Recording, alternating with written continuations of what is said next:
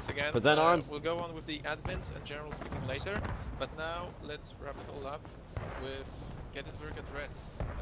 Frederick, why don't you please step forward?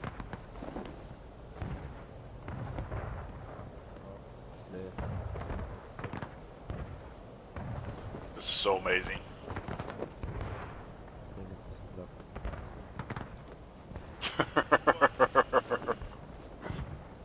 Thank you, everyone. Please excuse me if my mic cuts out. I'm going to speak as loudly as I can to prevent that. You can walk left and right as you speak in, so everyone can hear you.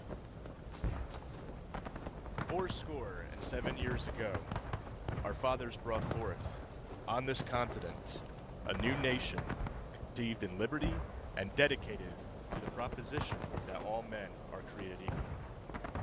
Now we are engaged in a great civil war, testing whether that nation, or any nation so conceived and so dedicated, can long endure. We are met on a great battlefield of that war.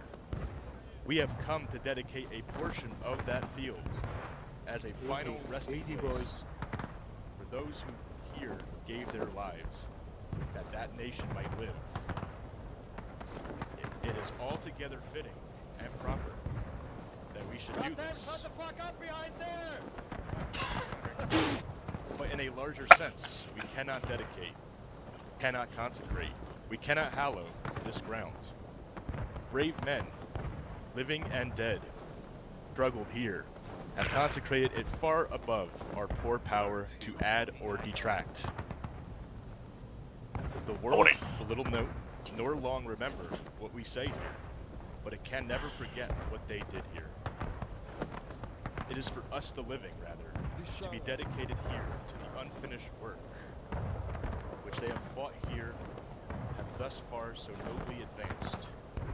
It is rather for us to be here, dedicated to the great task remaining before us, that from these honored dead, we take increased devotion to that cause, for which they here gave the last full measure of devotion, that we here highly resolve that these dead shall not have died in vain. Amen. That this nation, under God, shall have a new birth of freedom, and that government of the people, by the people, for the people, shall not perish from the earth. Huzzah! Huzzah! Lincoln was a tyrant!